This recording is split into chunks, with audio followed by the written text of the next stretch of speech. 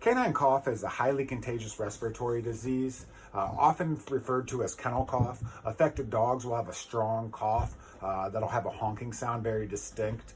Other symptoms include runny nose, lack of energy, lack of appetite, sneezing, and in some cases, dogs can have a mild fever. Dogs may also throw up. Most of the time, that is from hacking or coughing. But in the event your dog is throwing up, you will want to seek your veterinarian's advice because it could indicate a more severe health problem. And while all dogs are susceptible to kennel cough, canine cough, young puppies, senior dogs, and dogs with compromised immune systems are at high risk. Canine cough is spread from one dog to another through airborne droplets. It is an airborne disease, but it also is spread through direct contact. So think dogs playing in playgroup, interacting with one another, and it can also be spread on shared surfaces such as water bowls or any surfaces that they may be walking on or sharing.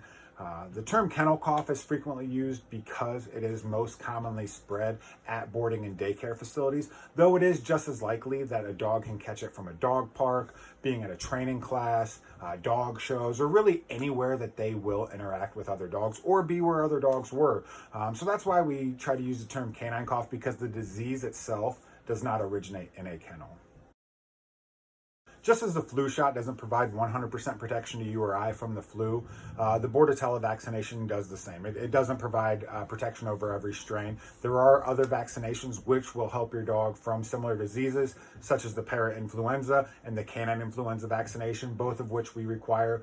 And while vaccinations are not 100% effective, it is believed that dogs who are vaccinated are going to experience weaker symptoms as well as a shorter duration of that infection period. First, be calm. While canine cough is a common and easily treatable disease within healthy dogs, just like when you or I get a cold, most of the time it's going to go away on its own. But in the event your dog has other health issues or you want to lessen the symptoms and ease the coughing, you may visit your veterinarian and they'll prescribe you with antibiotics or cough suppressant.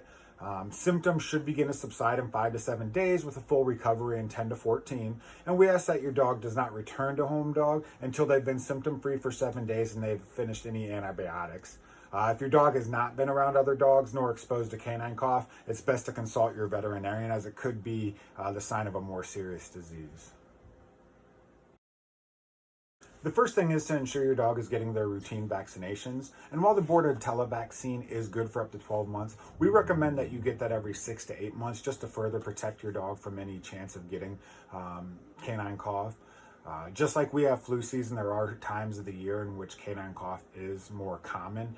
Typically, those are when dogs are more active and it's warmer. So think in springtime as well as sometimes throughout the summer. And then we will occasionally see cases around the holidays. The second thing you can do is, if your dog has been exposed to canine cough or you fear that they have symptoms, is to keep them isolated until you get a chance to meet with your veterinarian to confirm whether or not your dog has been exposed or does in fact have canine cough to help prevent the spread. Things we do at Home Dog to help protect your dog from canine cough is, first off, we have a state-of-the-art ventilation system that's designed to bring in 100% fresh air, helps cut down on the risk of any airborne illnesses being spread. Second, we have a daily disinfecting process, as well as anytime we receive reports of canine cough, we do things such as more frequent changing out of water bowls, removing pools from our play areas, and other types of little tweaks just to help cut down on any spread of any illnesses. Lastly, we have a notification system that we hang in our lobby. So that way when you walk in, you can see if any cases of canine cough have been reported. It'll show the date that it was reported and the last date of attendance for that dog. We do have a system of yellow, orange, and red. Yellow indicates there's a small risk of canine cough, which you should always assume it's always a small risk. Orange is a moderate risk, and that's when more than 5% of our attendees over the period of that reported time frame, over 5% of attendees have exhibited some symptoms. And then we get into that red period in which it's a high risk, and that's when 10% or more of our attendees for that reported time period have exhibited some symptoms. So we do like to make sure we let you know so that way you can keep an eye out for those symptoms and help reduce the spread. Thanks for watching this video. Hope taught you a little bit more about canine cough and how we can work together to help prevent the spread. If you have any questions, don't hesitate to reach out. And as always, we hope to keep Home Dog a happy and healthy place for everyone. So have a great day. Thanks.